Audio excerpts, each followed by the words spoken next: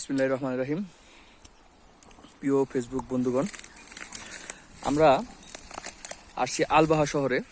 এক পাহাড়ের নিচে কিছু ঘনবসতি জঙ্গল বলা যায়। দেখেন, এটা আমাদের হৃদয় ভাই।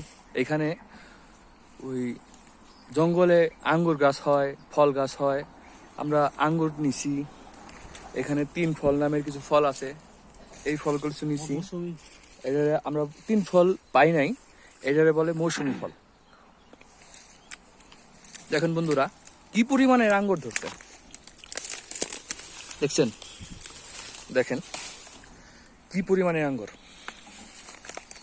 এইগুলা কিন্তু সম্পূর্ণ পাহাড়ি আঙ্গুর, যেগুলো আমরা বান্দরবন, রাঙামাটি, তারপরে খাগড়াছড়ি এইগুলাতে দেখেন।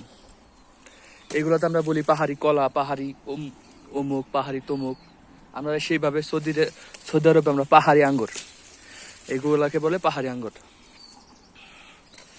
সেইগুলা সংরক্ষণ করার জন্য আসছি বহু দূর, প্রায় 1 কিলোমিটারের উপরে পাহাড় নিচে আমরা আসছি।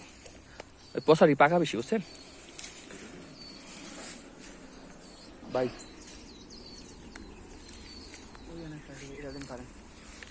কাঁচাটা নিয়ে যাবো না, কাঁচাটা শুকে বেশি।